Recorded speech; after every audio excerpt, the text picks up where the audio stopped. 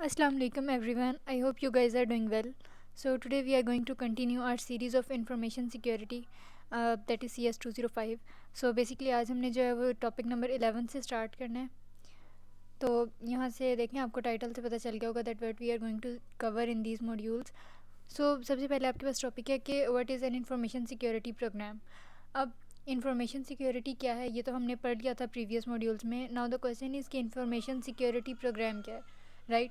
तो let me tell you कि information security program basically एक ऐसा सिक्योरिटी प्रोग्राम या ऐसी इम्प्लीमेंटेशन या इस तरह का कोई प्रोसीजर है जिसके ज़रिए से हम इंफॉर्मेशन सिक्योरिटी को मेक श्योर कर सकते हैं अपनी ऑर्गेनाइजेशन में, अपने डिपार्टमेंट में. ठीक हो गया. तो देखते हैं हम इन स्लाइड्स में क्या है. सबसे पहले आपके पास आ जाती है प्रोजेक्ट की डेफिनेशन. अब देखें प्रोजेक्ट जहाँ पे भी आपको टर्म मिलेगा इट मीन्स कि कोई ऐसी एंटिटी जिसका एक स्पेसिफिक स्टार्ट होगा कि हाँ यहाँ से हमने स्टार्ट लेना है और उसका एक एंड पॉइंट होगा, राइट. और डेफिनेटली क्या होगा कि उसके स्पेसिफिक ऑब्जेक्टिव्स होंगे कि हमें पता होगा कि एसओपीज़ इसके ये हैं या ये गाइडलाइंस हैं, ये टर्म्स एंड कंडीशंस हैं जिनको हमने फॉलो करना है. और फिर क्या होगा that when attend signify completion कि जो प्रोजेक्ट है उसके एंड होने का भी एक हमें प्रॉपर पता चलेगा. क्यों? क्योंकि डेफिनेटली उसका एंड पॉइंट है. तो जब वो एंड पॉइंट अचीव हो जाएगा तो हमें पता चल जाएगा कि हमारा प्रोजेक्ट जो है वो कंप्लीट हो गया. नेक्स्ट बात आ जाती है प्रोग्राम की. अब program is defined as a group of related projects managed in a coordinated way. अच्छा, अब क्या है कि जैसे एक प्रोजेक्ट मैंने आपको बता दिया कि जिसका स्टार्ट है, जिसका एंड है और उसमें डेफिनेट रूल्स जो हैं वो फॉलो किए जा रहे हैं. ठीक हो गया. अगर हम काफ़ी सारे प्रोजेक्ट्स को मिला के ग्रुप बना दें तो उसको हम कहेंगे कि ये हमारा प्रोग्राम हो गया. तो कहने का मकसद है कि जब प्रोजेक्ट्स को किसी कोऑर्डिनेटेड वे में किसी एक प्रॉपर सीक्वेंस के साथ जब फॉलो किया जाए और अटेन किया जाए तो हम कहते हैं कि वो आपके पास प्रोग्राम बन गया. और यहाँ पे क्या है कि अगर उन प्रोजेक्ट्स को हम इंडिविजुअली यानी कि अलग अलग एक एक करके अचीव करें या करना चाहें तो ऐसा वो गोल हमारा अचीव नहीं होगा जो कि ओवरऑल हम प्रोग्राम को कंप्लीट करके कर सकते हैं. ठीक है. अच्छा, अब नेक्स्ट है सिक्योरिटी प्रोग्राम. अब सिक्योरिटी प्रोग्राम डेफिनेटली हम पढ़ने ही टाइटल से आपको पता चल गया कि इंफॉर्मेशन सिक्योरिटी प्रोग्राम हमने देखना है. तो देखें sum total of all the activities plan and executed by the organisation. कोई भी आपकी ऑर्गेनाइजेशन है, कोई आपका डिपार्टमेंट है, आपकी फर्म है, वो जितनी भी एक्टिविटीज़ जो है वो प्लान कर रही है और उनको सॉल्व कर रही है, उस पर अमल कर रही है, उन सबको जब हम मिला के बात करेंगे तो हम कहेंगे कि ये जो है वो सिक्योरिटी प्रोग्राम है. और सिक्योरिटी प्रोग्राम बेसिकली किस मकसद के लिए जो है वो किया जाता है कि अपनी सिक्योरिटी ऑब्जेक्टिव्स को अचीव करना होता है. यानी कि डेफिनेटली हम यही चाहते हैं ना कि हम अपने डिपार्टमेंट में सिक्योरिटी को जो है वो मेंटेन कर सकें. तो ठीक हो गया. अच्छा, अब यहाँ से आपको ये जो है वो चार्ट नज़र आ रहा है. यहाँ पे देखें कि बेसिकली जो इंफॉर्मेशन सिक्योरिटी प्रोग्राम होता है उसके 3 मेन पार्ट्स होते हैं. That is to plan, to build and to run. अभी जो plan that is blue bar ये आपको नज़र आ रहा है, इसमें अब बेसिकली क्या है कि लाइक इंफॉर्मेशन सिक्योरिटी प्रोग्राम जो लोग भी डेवलप कर रहे होते हैं वो देखते हैं, ये प्लान करते हैं कि हमने असेस कैसे करना है डिफरेंट रिसोर्सेज को. फिर उसके बाद कोई एक प्रॉपर स्ट्रेटजी बनती है और फिर उसका आर्किटेक्चर यानी कि उसका जो पूरा मेन फ्रेम होता है उसको जो है वो डेवलप किया जाता है.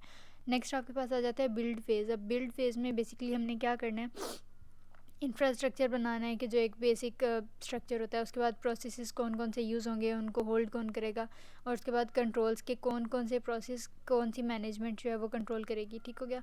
नेक्स्ट आपके पास जो लास्ट फेज़ है in the information security programme वो है आपके पास रन. और रन में बेसिकली क्या होगा कि प्रोटेक्शन जो है उसको डील किया जाएगा कि हमने अगर अपने रिसोर्सेज को और उसके अलावा जो डेटा जो है उसको ब्रीचेस से बचाने के लिए, प्रोटेक्ट करने के लिए क्या क्या मेथडोलॉजीज अडॉप्ट करनी है. फिर उसके बाद मोनीटर लाइक हर फेज़ प्रॉपर हर स्टेप पे क्या प्रॉपर्ली रन कर रहा है या फिर उसमें कोई एरर्स आ रहे हैं, अगर एरर आ रहे हैं तो उनको आया फिक्स किया जा रहा है या नहीं, वो सारा उसमें देखना है. और उसके अलावा रिस्पॉन्ड किया अगर कोई इंसिडेंट या इस तरह के कोई ब्रीचेस हो रहे हैं तो उन इंसिडेंट्स से जो है वो रिस्पॉन्ड कैसे कर रहा है सिस्टम. ठीक हो गया.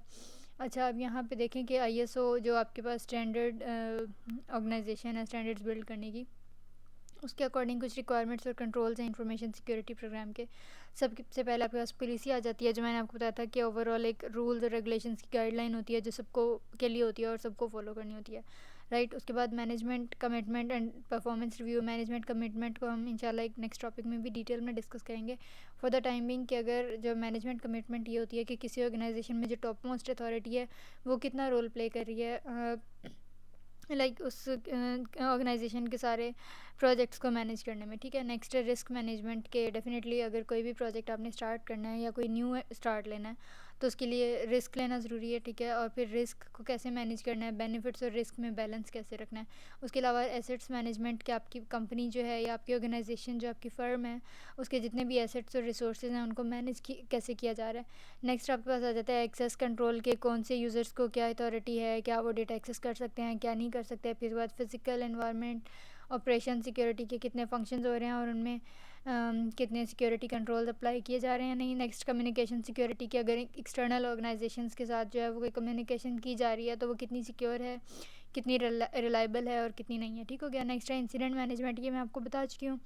बिजनेस कंटिन्यूटी, कंप्लाइंस होता है कि आपका जो कंपनी है, कंप्लाइंस की जब भी बात आती है तो उसका ये मतलब होता है कि जो एक टर्म्स एंड कंडीशंस जैसे टर्म्स ऑफ सर्विस होते हैं या कोई एक स्टैंडर्ड रूल्स और रेगुलेशंस हैं उनको कितना फॉलो किया जा रहा है या उनके कितनी अकॉर्डिंग ये चीज़ बन रही है, ठीक है।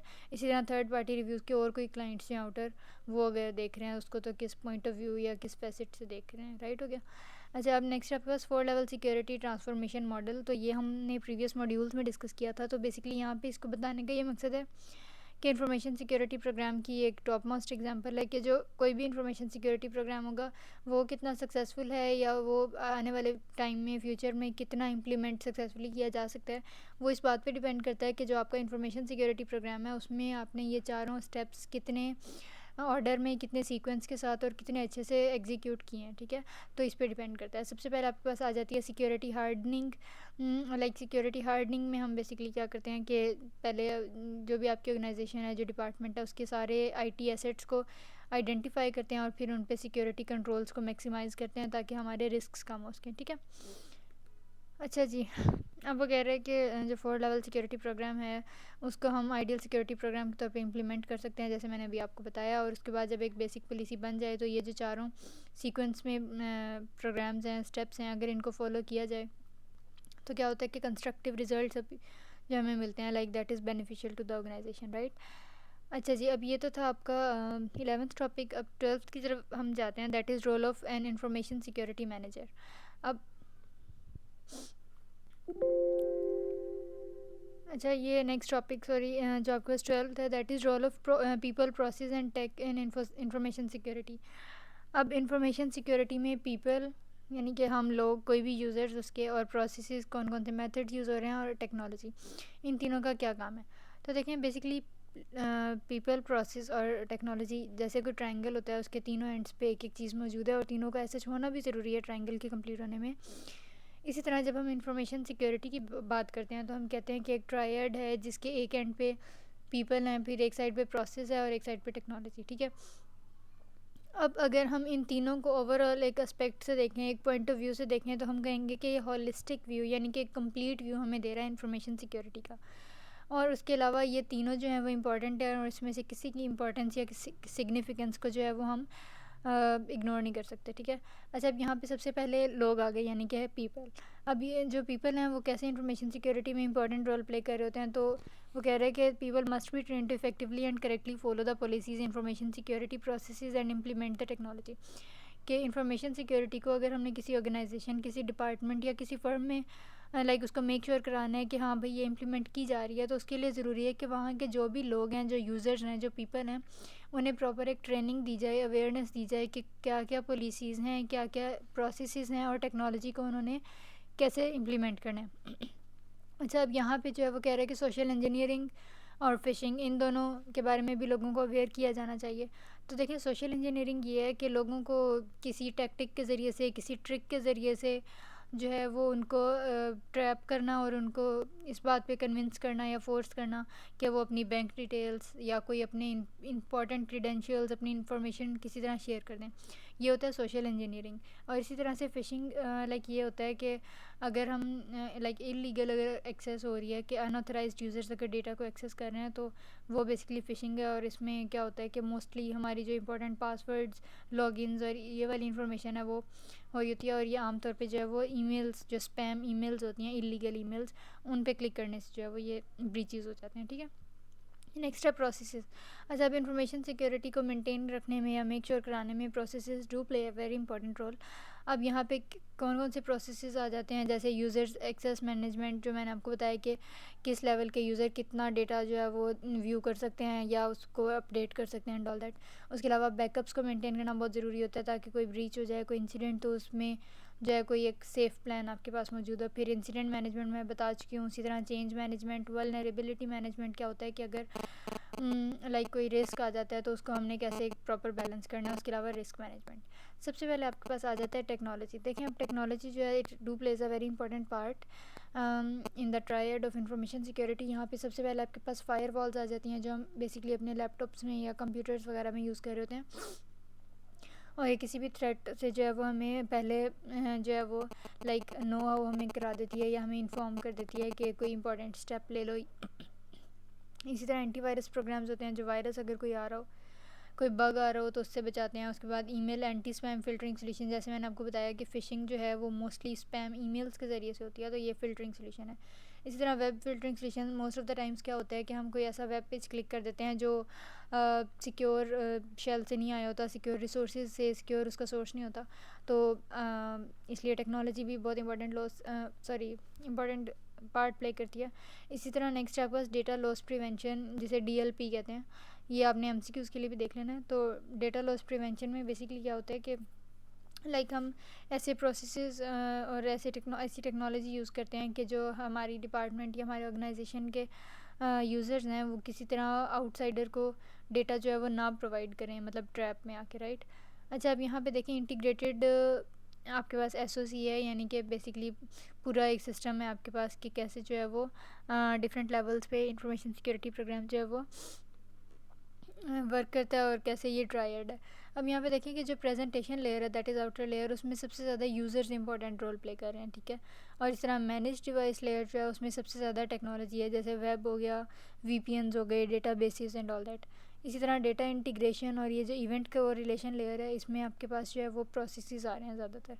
तो कहने का मकसद है कि ये तीनों जो है वो मिला के एक इंटीग्रेटेड सिस्टम बनाते हैं जिसको हम कहते हैं कि ये आपके पास जो है वो पूरा एक ट्रायड जो है वो कंप्लीट हो गया इंफॉर्मेशन सिक्योरिटी का, right. Okay, so the next topic over here, that is topic number 13 is role of an information security manager. तो अब बेसिकली जो इंफॉर्मेशन सिक्योरिटी मैनेजर होता है, जिसको हम कहते हैं कि आपका जब इंफॉर्मेशन सिक्योरिटी का एक सिस्टम है या प्रोसेस है या प्रोग्राम है, उसका जो हेड है, जिसे chief information security officer CISO भी कहते हैं, तो उसको क्या होता है, he is delegated and authorised by senior management to run the information security programmes, कि लाइक उसको कंट्रोल जो है वो लाइक सीनियर मैनेजमेंट कर रही होती है, ठीक है, डेलीगेट कर रही होती है, और सारी अथॉरिटी जो है वो सीनियर मैनेजमेंट की तरफ से होती है। अब यहाँ पे इंफॉर्मेशन सिक्योरिटी मैनेजर जो है वो बेसिकली एक पॉलिसी को डेवलप करता है जो इंफॉर्मेशन सिक्योरिटी प्रोग्राम को रन करती है, ठीक है।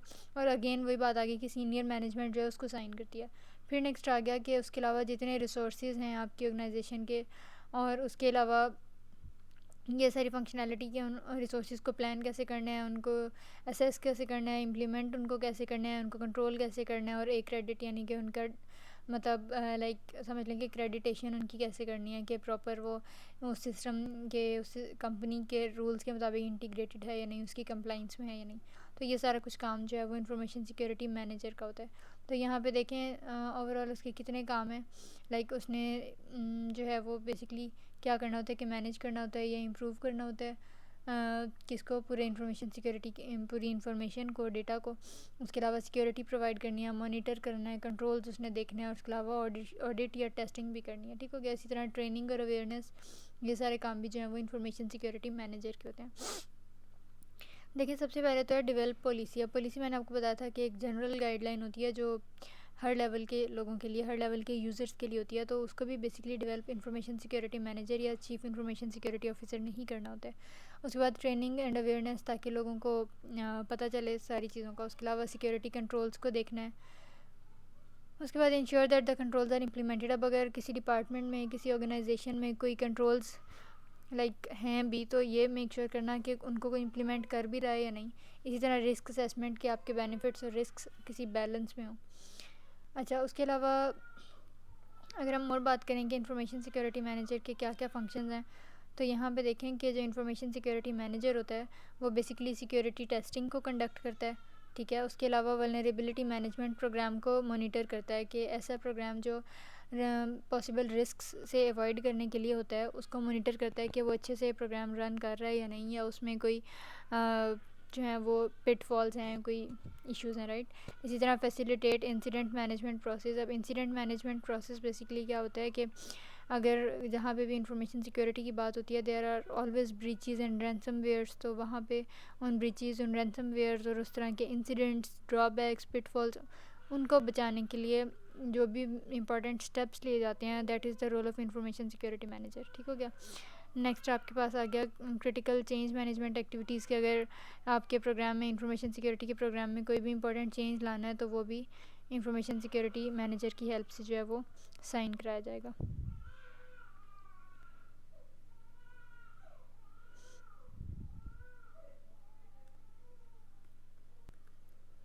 अच्छा, अब नेक्स्ट आपके पास टॉपिक आ जाता है, what is an information security awareness. अब देखें, इंफॉर्मेशन सिक्योरिटी अवेयरनेस बेसिकली क्या होती है कि जो इंफॉर्मेशन सिक्योरिटी प्रोग्राम है उसके जितने भी पॉसिबल कॉन्सिक्वेंसेस हैं, हम एंड यूज़र को या जितने भी एम्प्लॉयज़ हैं आपके ऑर्गेनाइजेशन में, आपके फर्म में, उनको जो है अवेयरनेस हम प्रोवाइड करें। किस किस चीज़ की अवेयरनेस, किस किस चीज़ की आगाही जिसे हम कहते हैं, प्रोवाइड करनी चाहिए। कि importance of protecting sensitive information. क्यों? क्योंकि आपकी जो ऑर्गेनाइजेशन है उसमें हर यूज़र किसी न किसी लेवल पे जो है वो लाइक सेंसिटिव इन्फॉर्मेशन के साथ डील कर रहा होगा उस कंपनी की, तो उसको प्रोटेक्ट करना, उस सेंसिटिव इन्फॉर्मेशन को क्यों ज़रूरी है कंपनी के लिए या उस फर्म के लिए, ये बताना ज़रूरी है सब एम्प्लॉयज़ को। उसके अलावा what they should do to handle information security securely. इसी तरह से इंफॉर्मेशन को अगर हैंडल करना है तो क्या प्रोसेस वो अडॉप्ट कर सकते हैं, ये बताना है एम्प्लॉयज़ को। उसके अलावा risk of miss handling information, और उन्हें ये मेक श्योर कराना कि अगर वो इंफॉर्मेशन को अच्छे से हैंडल नहीं करते तो उसके क्या रिस्क जो हैं वो इन द पॉसिबल फ्यूचर हो सकते हैं। अच्छा, अब यहाँ पे देखें कि सबसे पहले अवेयरनेस होती है ऑल यूज़र्स के लिए, ठीक है। सिक्योरिटी अवेयरनेस हर यूज़र के लिए होती है। फिर उसके बाद जब ट्रेनिंग की बात आती है तो ट्रेनिंग सिर्फ फिर उन एम्प्लॉयज़ की जाएगी जो आईटी सिस्टम्स के साथ लिंक्ड हैं या कोऑर्डिनेटेड हैं या आईटी डिपार्टमेंट वाले हैं। फिर उसके बाद एजुकेशन जो है वो, उसमें कुछ फंक्शनल रोल्स होते हैं और कुछ लाइक आईटी सिक्योरिटी स्पेशलिस्ट, ठीक है। तो वो एक नेक्स्ट स्टेप है। तो चलें, सबसे पहले हम देखते हैं कि NIST की जो स्पेशल पब्लिकेशन है ये एक जर्नल है, और बेसिकली वो क्या करता है कि आईटी सिक्योरिटी अवेयरनेस प्रोग्राम्स जो है वो उसमें कंपाइल्ड होते हैं। तो उसमें भी वो यही कहता है कि इंफॉर्मेशन सिक्योरिटी जो है उसमें लाइक उसके बारे में इंफॉर्मेशन प्रोवाइड करने के 3 स्टेप्स हैं, अवेयरनेस और फिर ट्रेनिंग और फिर एजुकेशन। अगर हम अवेयरनेस की बात करें तो that is different from training. Awareness is a lot different from training. Basically awareness इसलिए होती है कि हमने लोगों की अटेंशन डाइवर्ट करवानी है सिक्योरिटी की तरफ। फिर उसके अलावा इसमें क्या होता है कि अवेयरनेस इसलिए होती है कि अगर किसी डिपार्टमेंट में लोग जो हैं उनका बिहेवियर इंफॉर्मेशन सिक्योरिटी को प्रोटेक्ट करने के लिए या उसके फ़ायदे में नहीं है, तो हम उनका अवेयरनेस प्रोवाइड करेंगे कि अपना बिहेवियर चेंज करो और गुड सिक्योरिटी प्रैक्टिसेस को री करें, उनको स्ट्रेंथन करें, राइट। ट्रेनिंग की अगर हम बात करें तो हम क्या करते हैं कि स्किल्स अगर हमने किसी को सिखाने हो तो हम जो है वो ट्रेनिंग करते हैं, ठीक है। उसके अलावा यहाँ पे जैसे अब आपके पास एग्जांपल आ गई कि आईटी सिक्योरिटी कोर्स जैसे लाइक सिस्को अकेडमी हो गई फॉर एग्जांपल, वो अगर वो डिफरेंट सर्टिफिकेशंस प्रोवाइड कर रही है तो हम कहेंगे कि हाँ ये ट्रेनिंग हो रही है। अवेयरनेस होती है एक जनरल, जो सेमिनार्स फॉर एग्जांपल के ज़रिए होती है, ठीक हो गया, वेबिनार्स या सेमिनार्स। अच्छा, अब नेक्स्ट हो गया एट द वेरी एंड आपके पास है एजुकेशन। अब एजुकेशन में क्या होता है कि it integrates all the skills and competencies into a common body of knowledge. कि अगर उन स्किल्स और उस नॉलेज को हम उस स्किल्स को और उस अवेयरनेस को अगर हम एक प्रॉपर लाइक वाटरफॉल में लेके आएँ, किसी एक मोड में लेके आएँ, तो हम कहते हैं कि हाँ ये अब नॉलेज का सोर्स है। और जैसे अब एक डिग्री प्रोग्राम, जैसे अगर आपका BS है, बैचलर्स ऑफ साइंस, या इसी तरह कोई भी लाइक मास्टर्स है या MPhil व्हाटसोएवर, तो वो इसको हम कहते हैं एजुकेशन, ठीक हो गया। अब यहाँ पे देखें कि अवेयरनेस और ट्रेनिंग प्रोग्राम्स होते हैं सबसे पहले इम्प्लीमेंटेशन के पॉइंट ऑफ व्यू से। फिर जब वो हो जाता है फिर हम डेवलप करते हैं लाइक ट्रेनिंग मटेरियल को। फिर उसके बाद इम्प्लीमेंटेशन प्रोग्राम, और फिर जब एक बार वो सारा कुछ इम्प्लीमेंट हो गया तो पोस्ट इम्प्लीमेंटेशन क्या आया, उसका क्या कॉन्सिक्वेंस रहा, क्या रिज़ल्ट रहा, और एंड ऑल दैट स्टफ, ठीक है।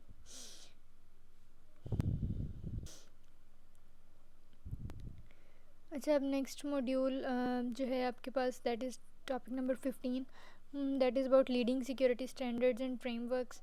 तो बेसिकली जब मैंने आपको कहा कि leading security standards and frameworks, तो क्वेश्चन अराइजेस के स्टैंडर्ड्स या फ्रेमवर्क्स बेसिकली होते क्या हैं। कोई भी स्टैंडर्ड या फ्रेमवर्क ऐसा ब्लूप्रिंट या ऐसा रोड मैप होता है, एक ऐसा ट्रैक होता है, एक ऐसा ज़रिया होता है, एक ऐसा वे होता है जिसके ज़रिए से हम इंफॉर्मेशन सिक्योरिटी के सारे गोल्स को अच्छे से अचीव कर सकें। यानी कि अगर हम उन चीज़ों को फॉलो करें तो हम इंफॉर्मेशन सिक्योरिटी अचीव कर सकते हैं। इसकी एग्जांपल्स हैं ISO, ठीक है, उसके अलावा PCI, DSS और COBIT। अब इन सब को जो है वो हम डिटेल में डिस्कस करेंगे। अब सबसे पहले information security management system, that is ISMS। ये ISO और इसका जो एग्जैक्ट वेरिएंट है 27001 और फिर बाद 2013, ये आपने याद कर लेना। It specifies the requirements for establishing, implementing, maintaining and continually improving N information security management system. अब बेसिकली ये जो ISO या ISMS है वो बेसिकली क्या करता है कि ऐसी रिक्वायरमेंट्स को स्पेसिफाई करता है, बताता है कि आया जो आपके पास इंफॉर्मेशन सिक्योरिटी का पूरा एक मैनेजमेंट सिस्टम है, ISMS है, उसको इस्टेब्लिश कैसे करना है, क्रिएट कैसे करना है, फिर इम्प्लीमेंट यानी कि उसको उस पर अमल कैसे करना है, उसको मेंटेन कैसे रखना है और with the passage of time उसको कंटिन्यूसली इंप्रूव कैसे करना है। ये सारा कुछ ISO बताता है अपनी रिक्वायरमेंट्स में, ठीक है। ये एक स्टैंडर्ड है कि अगर उस स्टैंडर्ड को फॉलो करेंगे तो हम इंफॉर्मेशन सिक्योरिटी अचीव कर पाएंगे, अदरवाइज़ नहीं। नेक्स्ट है, इसमें है क्या, इसमें अब ऑब्जेक्टिव आ गई कि 10 शॉर्ट क्लॉजेज हैं और लॉन्ग एनेक्स है। अब ये मैंने आपको प्रीवियस मॉड्यूल्स में भी एग्जांपल दी थी कि इसका यही मकसद है या यही मतलब है कि समझ लें कि जैसे हम सोशल स्टडीज़ या पाकिस्तान स्टडीज़ में हम पढ़ होते हैं कि 1973 का कोई कॉन्स्टिट्यूशन है, वो जो आइन हम पढ़ते हैं, तो उसमें जो है उन कॉन्स्टिट्यूशंस में हम कहते हैं ना कि इतने पॉइंट्स हैं, इतने मेन टॉपिक्स हैं। इसी तरह समझ लें कि ये भी एक तरह की रिपोर्ट है स्टैंडर्ड्स, और इसमें 10 शॉर्ट क्लॉजेज हैं और एक लंबा सा जो है वो एनेक्स है जो डिफरेंट तरह की इन्फॉर्मेशन जो है वो हमें प्रोवाइड करे। अब अगर ISO की मैंडेटरी जो इंपॉर्टेंट क्लॉजेज हैं उनकी बात करें तो देखें कुछ आपको यहाँ पे मैंडेटरी क्लॉजेज दी हुई हैं, जिसमें लीडरशिप, जो भी टर्न ऑफ द टॉप ये है, कॉन्टेक्स्ट उस ऑर्गेनाइजेशन का क्या होगा, उसमें प्लानिंग कैसे की जाएगी, सपोर्ट सिस्टम्स क्या होंगे, ऑपरेशन क्या होंगे, उसके बाद जो की परफॉर्मेंस इंडिकेटर्स जिन्हें हम KPIs कहते हैं, वो परफॉर्मेंस को कैसे इवेलुएट या कैसे लाइक जज किया जाएगा, एनालाइज किया जाएगा, इसी तरह से इम्प्रूवमेंट। अगर हम बात करें कुछ डिस्क्रिशनरी कंट्रोल्स की, जो है सच मैंडेटरी तो नहीं होते लेकिन उन्हें भी मेक श्योर कराना होता है for the good of organisation. इसमें डिफरेंट आ जाते हैं जैसे cryptography, physical and environmental security, supplier relationships, compliance, information. So you don't need to go into the details, all you need to do is to note over here कि यहाँ पे आपके पास total 113 है क्लॉजेज़ या ठीक है, और उसके अलावा इन सब में जो है वो आपका एक लॉन्ग एनेक्स था और कुछ 10 शॉर्ट क्लॉजेज़ थे। वो जो पीछे हमने पढ़ लिया वो क्लॉजेज़ थे और यहाँ पे बेसिकली कंट्रोल्स हैं, ठीक है। अच्छा, अब यहाँ पे हम नेक्स्ट ऑर्गेनाइजेशन की बात करते हैं, दैट इज़ PCI DSS। अब PCI DSS, तो DSS बेसिकली आपके पास क्या है, डेटा सिक्योरिटी स्टैंडर्ड, और ये इसलिए डिज़ाइन की जाती है कि जो सारी कंपनीज़ हैं वो क्या जो है वो एक प्रॉपर सिक्योर इन्वायरमेंट को मेंटेन करने के लिए जो है वो एक्सेप्ट कर रही हैं सारे प्रोसीजर्स को, ठीक है। इसी तरह क्रेडिट कार्ड इंफॉर्मेशन की बात होती है और डिफरेंट प्रोसेसेस और स्टोरेज के हम सिस्टम्स देख रहे होते हैं। तो बेसिकली ये जो PCI DSS है यानी कि डेटा सिक्योरिटी स्टैंडर्ड है, वो मेक श्योर कराता है कि सारी कंपनीज़ जो हैं वो एक सिक्योर इन्वायरमेंट मिल के जो है वो अटेन कर सकें।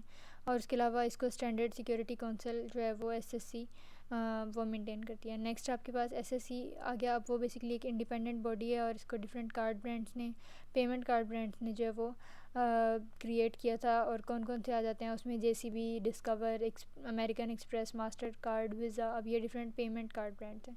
तो जब भी कोई कहेगा कि PCI DSS बेसिकली क्या है, तो आपने कहना है कि that is related to credit card information के। ये मेक श्योर कराना कि जो क्रेडिट कार्ड्स होते हैं, जो हमारे पेमेंट मेथड में कार्ड इंफॉर्मेशन होती है, आया वो हम अच्छे से फिल इन कर रहे हैं, फिल आउट कर रहे हैं या नहीं, ठीक हो गया।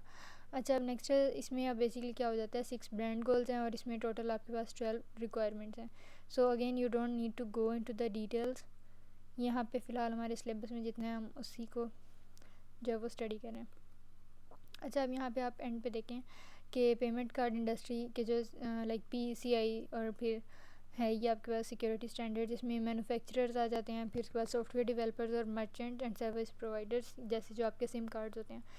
तो कहने का मकसद है कि ये जो पूरा एक इकोसिस्टम है जिसमें आपके पास पेमेंट डिवाइसेस, एप्लीकेशंस, इंफ्रास्ट्रक्चर और यूज़र ये सब आते हैं, तो ये सब मिलके अगर हम अपने अपने लेवल पे इंफॉर्मेशन सिक्योरिटी को मेंटेन करें तो at the very end of the day हम कह सकते हैं कि हाँ, इंफॉर्मेशन सिक्योरिटी जो है वो हमने स्टैंडर्ड्स के अकॉर्डिंग जो है वो की है। अब जो मैंने ऊपर कहा कि कुछ गोल्स हैं और कुछ रिक्वायरमेंट्स हैं, तो यहाँ पे देखें कि सबसे पहले जैसे अब गोल है कि build and maintain a secure network, and systems. तो इसमें रिक्वायरमेंट्स क्या हैं कि हमारे पास फायरवॉल की कॉन्फ़िगरेशन होनी चाहिए। उसके बाद हम दूसरों के यानी कि वेंडर सप्लाइड डिफ़ॉल्ट्स यानी कि सिस्टम पासवर्ड्स जो है वो यूज़ ना करें। जैसे अगर वीयू में हम एडमिशन लें तो आपको सबसे पहले एडमिशन के टाइम पे एक ईमेल आई थी, इफ़ यू डू रिमेंबर। उसमें एक डिफ़ॉल्ट पासवर्ड आपको दिया हुआ था लॉगिन आईडी का, यानी कि आपके एलएमएस का। तो उसको इंडिकेट किया जाता है या हमें गाइड किया जाता है कि फ़ौरन से अपना पासवर्ड चेंज कर लें। तो वो बेसिकली समझ लें कि यूनिवर्सिटी सप्लाइड डिफ़ॉल्ट है आपके पासवर्ड का, तो उसको फ़ौरन से चेंज करना होता है ताकि हर कोई उसको एक्सेस ना कर सके। ठीक है, तो that is just an example. इस तरह कार्ड होल्डर डेटा को कैसे प्रोटेक्ट करना है, उसके बाद वल्नरेबिलिटी मैनेजमेंट प्रोग्राम को कैसे कवर करना है, मेंटेन करना है, और एक्सेस कंट्रोल्स जो आपके पास होते हैं कि कौन कितना डेटा जो है वो एक्सेस कर रहा है, मतलब देख सकता है और अपडेट कर सकता है। इस तरह regularly monitor and test networks and then information again you just need to give it a read. अच्छा, अब नेक्स्ट आपके पास कॉबिट आ जाता है। कॉबिट जो है वो आइसाका फ्रेमवर्क जो है वो आईटी गवर्नेंस की कंप्लाइंस के लिए डेवलप किया था, और बेसिकली आइसाका जो है वो एक ऑर्गेनाइजेशन है, ठीक है, जो इंफॉर्मेशन सिक्योरिटी को मेक श्योर कराती है। अब कॉबिट 5 जो है वो बेसिकली क्या करता है कि एक बैलेंस क्रिएट करने में हेल्प करता है। किस चीज़ के दरम्यान में बैलेंस, या कह लें कि लाइक तवाज़ुन जिसे हम कहते हैं, किस चीज़ में कि रिस्क्स और आपके रिसोर्स यूजेज, यानी कि एक आपके बेनिफिट्स होते हैं और एक रिस्क्स होते हैं। तो कोई भी ऑर्गेनाइजेशन 100% बेनिफिट में नहीं चल सकती, और कोई भी ऑर्गेनाइजेशन 100% रिस्क में अगर जाए तो वो वैसे ही जो है वो डिस्ट्रॉय हो जाएगी, ख़त्म हो जाएगी। तो कॉबिट 5 जो है उसका यही काम था बेसिकली कि उसने एक बैलेंस क्रिएट करना है। किसके दरम्यान बैलेंस क्रिएट करना है? रिस्क्स में और बेनिफिट्स में। ठीक हो गया। अच्छा, अब बेसिकली कॉबिट 5 का नाम कॉबिट 5 ही क्यों है? क्योंकि इसमें 5 प्रिंसिपल्स जो हैं वो बेसिकली यूज़ होते हैं, और उसकी वजह से क्या है कि कोई भी जो एंटरप्राइज़ या कोई भी आपकी फ़र्म या आपकी ऑर्गेनाइजेशन है वो प्रॉपर जो है वो इफ़ेक्टिव गवर्नेंस और मैनेजमेंट फ्रेमवर्क को देख सकती है। अब यहाँ पे बेसिकली क्या है, गवर्नेंस में यही होता है कि लाइक जितने भी प्रोजेक्ट्स हमने मैनेज करने हैं वो हम कितने रूल्स एंड रेगुलेशंस के मुताबिक अच्छे से कर पा रहे हैं या नहीं।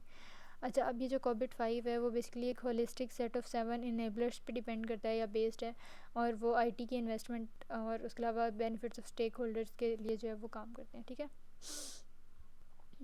स्टेक होल्डर्स यानी कि जो बिज़नेस में इन्वेस्ट कर रहे होते हैं, और उसके अलावा यहाँ पे आपके पास क्या यूज़ हुआ, आईटी इन्वेस्टमेंट, अगेन वही के जो स्टेक होल्डर्स हैं। अगर कोई क्लाइंट है जो आपके बिज़नेस में इन्वेस्ट कर रहा है तो क्या ऐसे उसका बेनिफिट है या नहीं, तो वो सारा कुछ जो है वो कॉबिट 5 प्रोवाइड करता है। इसी तरह ये जो कॉबिट 5 प्रिंसिपल्स हैं वो क्या हैं? सबसे पहले मीटिंग्स के स्टेक होल्डर नीड्स के, जो कंपनीज़ जो एंटरप्राइजेज़ आपके बिज़नेस में शेयर डाल रही हैं उनकी क्या नीड्स हैं, आया उनको मीट किया जा रहा है या नहीं। उसके अलावा पूरे एंटरप्राइज़ को एंड टू एंड हर एस्पेक्ट को देखना है, कवर करना है। उसके बाद applying a single integrated framework, यानी कि हर डिपार्टमेंट या हर डिपार्टमेंट के लिए अलग अलग रूल हो, एक पूरा एक सिस्टम, एक इंटीग्रेटेड फ्रेमवर्क जो आपस में कोऑर्डिनेटेड हो वो बनाना है। उसके अलावा एक होलिस्टिक यानी कि कंप्लीट अप्रोच इनेबल करानी है। And at the very and इसका लास्ट प्रिंसिपल क्या है कि सेपरेटिंग गवर्नेंस फ्रॉम मैनेजमेंट। देखें, मैनेजमेंट एक अलग बात है और गवर्नेंस यानी कि क्या रूल्स के मुताबिक हो रही है या नहीं। And management is to manage और governance is to make sure that all the management procedures are being applied with respect in compliance with all the rules. So basically ये दोनों चीज़ें जो हैं वो आपके पास डिफरेंट हैं। ठीक ठीक हो गया। अच्छा, अब वही अगेन एंटरप्राइज इनेबलर जो हम ऊपर पढ़ के आए हैं, ये ऐसे जितना इंपॉर्टेंट नहीं है। अच्छा, ये रिपीट हो रहा है यहाँ पे आपके पास।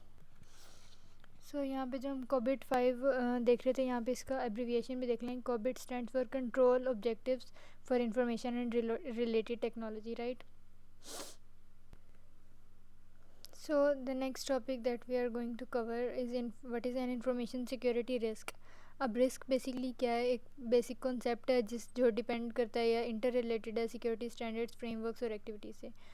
इंफॉर्मेशन सिक्योरिटी रिस्क जो है वो कोई ऐसा पोटेंशियल डैमेज या कोई लॉस होता है किसी भी ऑर्गेनाइजेशन में, जो तब हो कि अगर आपके ऑर्गेनाइजेशन में डिफरेंट अप्रोप्रिएट यानी कि सूटेबल कंट्रोल्स अप्लाई नहीं किए गए। ठीक है, तो कहने का मकसद है कि किसी ऑर्गेनाइजेशन में अगर रिसोर्सेज को अच्छे से कंट्रोल ना किया जाए तो फिर रिस्क के चांसेस होते हैं। और रिस्क जो है वो कोई भी डैमेज या लॉस है, that can be in terms of finance और that can be in terms of reputation, right. So next आपके पास आ गया कि रिस्क की अगर हम डेफिनेशन की बात करें तो that is a process aimed at achieving an optimal balance between realising opportunities for gain and minimising the vulnerability. अच्छा, अब इंफॉर्मेशन सिक्योरिटी प्रोग्राम जो है वो रिस्क के साथ कैसे डील करता है कि वो ये देखता है कि कोई एक ऑप्टिमल बैलेंस जो है वो क्रिएट किया जा सके अपॉर्चुनिटीज़ और लॉसेस के दरमियान में, ठीक है। और उसके अलावा ये कंप्लीट कैसे किया जाता है कि हम ये नोट करते हैं कि कितना इम्पेक्ट यानी कि कितना इफेक्ट या रिज़ल्ट होगा किसी थ्रेट का, ठीक है। और आया कि अगर हम कोई रिस्क ले रहे हैं और उससे लॉस हो जाता है तो क्या वो किसी एक्सेप्टेबल कॉस्ट, किसी एक्सेप्टेबल लिमिट में है कि हम हमारी कंपनी जो है वो उसका रैंसमवेयर या उसका क्या लेंगे उसका जो लॉस है वो पूरा कर सकती है या नहीं।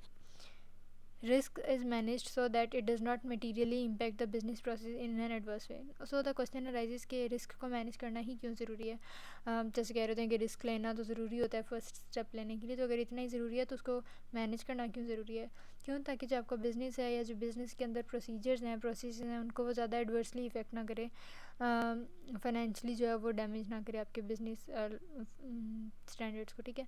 उसके अलावा acceptable level of assurance and predictability to the desired outcomes, कि कोई भी ऑर्गेनाइजेशन है जो भी एक्टिविटीज़ वो परफॉर्म कर रही है, तो बेसिकली क्या होगा कि अगर हम रिस्क को अच्छे से मैनेज कर रहे हैं तो हमें ये पता होगा कि जो भी आउटकम मिलेंगे किसी भी प्रोजेक्ट के वो क्या होंगे, लाइक हम उनको थोड़ा सा एक्सपेक्ट कर सकते हैं, थोड़ा सा प्रिडिक्ट कर सकते हैं।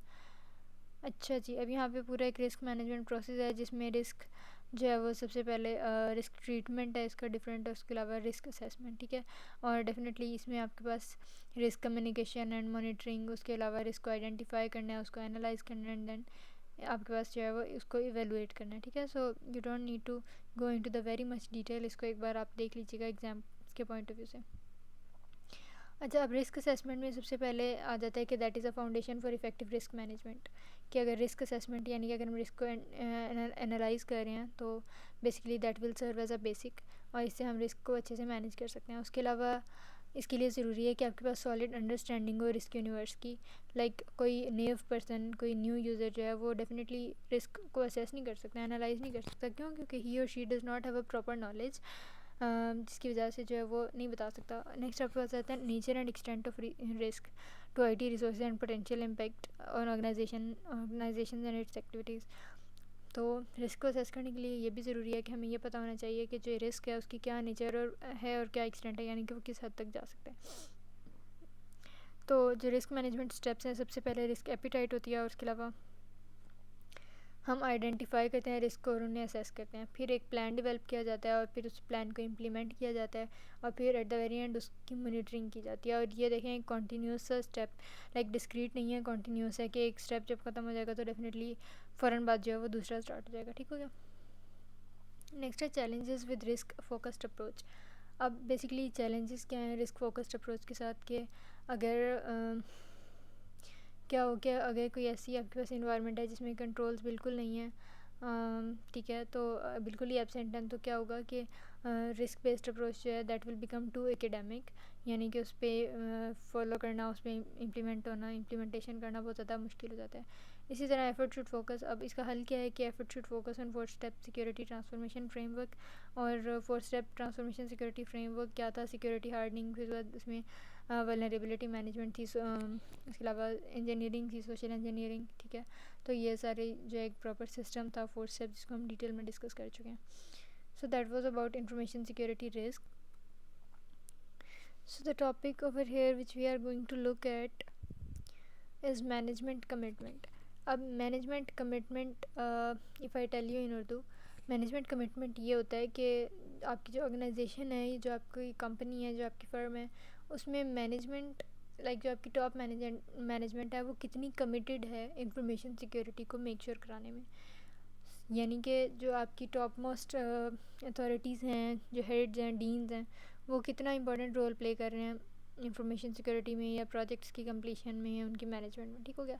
अब यहाँ पे देखें कि it is the expression of the intent, relevant actions and allocation of resources to ensure the information security program is properly implemented. के मैनेजमेंट यानी कि जो टॉप मोस्ट अथॉरिटीज़ हैं वो कितना इजहार कर रही हैं, कितना एक्सप्रेस कर रही हैं, कितना रोल प्ले कर रही हैं इंटेंट में, उसके अलावा जो रेलिवेंट एक्शंस लिए जा रहे हैं, और जो रिसोर्सेज हैं ऑर्गेनाइजेशन के उनको कितना प्रॉपर्ली एलोकेट किया जा रहा है। तो ये सारा कुछ जो है वो मैनेजमेंट कमिटमेंट में आता है। अब यहाँ पे डेफिनेटली जैसे हमने कहा था कि कुछ स्टैंडर्ड्स हैं, कुछ ब्लूप्रिंट्स हैं, कुछ रोड मैप्स हैं, कुछ कंट्रोल्स हैं। तो ISO उनमें से था इंफॉर्मेशन सिक्योरिटी मैनेजमेंट सिस्टम। उसका एक क्लॉज है 5.1, वो कहता है कि policy and objectives are established, integration of ISMS requirements into the processes, उसके अलावा resources and then communicating importance. तो वो कहता है कि मैनेजमेंट कमिटमेंट में ये आ जाता है कि आपकी जो हायर मैनेजमेंट है, सीनियर मैनेजमेंट, वो पॉलिसी और ऑब्जेक्टिव्स को इस्टेब्लिश करें।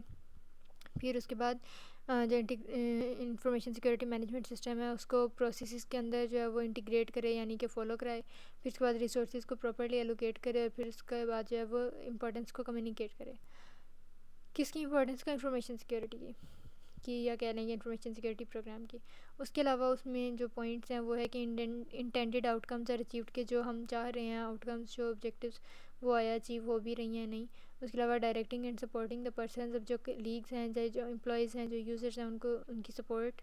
उसके अलावा प्रोमोटिंग कॉन्टीन्यूअल इंप्रूवमेंट, के जो इंप्रूवमेंट है that should not be passive, that must be active. उसके अलावा सपोर्टिंग अदर मैनेजमेंट रोल्स, इसी तरह लाइक आपके पास अगर जो टॉप मोस्ट अथॉरिटीज़ हैं वो तो मैनेजमेंट कमिटमेंट में रोल प्ले कर रही हैं, उसके अलावा जितने भी मैनेजमेंट रोल्स हैं लोअर लेवल्स पे उनको सपोर्ट करना, that should be also be a part of management commitment according to ISO, that is information security management system, right. यहाँ पे अब बात आती है टोन एट द टॉप की। सो हम प्रीवियस मॉड्यूल्स में भी देख चुके थे कि basically tone at the top होता क्या है। टोन एट द टॉप की होता है कि आपकी जो भी ऑर्गेनाइजेशन है, जो फर्म है, उसमें जो हायर अथॉरिटीज़ हैं उन्होंने क्या एक कल्चर बनाया हुआ है इन्वायरमेंट का आपके ऑर्गेनाइजेशन की। तो डेफिनेटली कि जो टॉप मोस्ट अथॉरिटीज़ होती हैं वो क्या कल्चर बनाती हैं, ये हमें कैसे पता चलता है? वो डिपेंड करता है कि उन्होंने क्या पॉलिसी बनाई है, या क्या उनके SOPs हैं, क्या टर्म्स एंड कंडीशंस हैं, और आया कि जो उनका इन्वायरमेंट है वो उस पर खुद उसको फॉलो कर रहे हैं या नहीं, ठीक है। तो इसको टोन एट द टॉप कहते हैं। उसके बाद यहाँ पे आ जाता है कि the importance given to information security by executive leadership becomes the minimum threshold for the rest of organization. तो यही कह रहा है कि जो मैनेजमेंट कमिटमेंट है, यानी कि जो आपकी एग्जीक्यूटिव लीडरशिप है, जो आपके डीन्स हैं, जो हेड्स हैं, वो जितनी इंपॉर्टेंस देंगे इंफॉर्मेशन सिक्योरिटी को, तो इट्स डेफिनेट कि अगर हेड ज़्यादा इंपॉर्टेंस दे रहा है तो जो बाकी उसके एम्प्लॉयज़ हैं या जो उसके सब ऑर्डिनेट्स हैं, it will be necessary for them कि वो भी उतनी ही इंपॉर्टेंस तो एटलीस्ट दें, और फिर उसके बाद नेक्स्ट जो है वो मतलब बाकी रूल्स जो हैं वो भी फॉलो किए जाएँ, ठीक है। तो अगर हम इन प्रैक्टिस हम बात करें कि सिक्योरिटी पॉलिसी, और उसके बाद आ जाती है security responsibility delegated to head. यहाँ पे अब CISO आपके पास है, चीफ इंफॉर्मेशन सिक्योरिटी ऑफिसर और डिपार्टमेंट। फिर उसके बाद सिक्योरिटी स्टीयरिंग कमेटी। अब इन प्रैक्टिस का यही मतलब है कि मैनेजमेंट कमिटमेंट को अगर हम प्रैक्टिकल पॉइंट ऑफ व्यू से देखें कि जो हमारी ऑर्गेनाइजेशंस या फर्म्स या जो हमारी एंटरप्राइजेस होती हैं उसमें ऐसे इंफॉर्मेशन सिक्योरिटी को कैसे जो है वो इम्प्लीमेंट कराया जा रहा है। तो इसमें बेसिकली एक सिक्योरिटी स्टीयरिंग कमेटी होती है जिसमें जो बोर्ड लेवल पे वर्क करती है, फंक्शन करती है। उसके अलावा कुछ मैनेजमेंट रिव्यूज़ होते हैं जो फ्रीक्वेंट बेसिस पे हो सकते हैं, फ्रीक्वेंट भी हो सकते हैं, और उसके अलावा क्वार्टरली भी हो सकते हैं, ठीक हो गया। सो that was all about management commitment.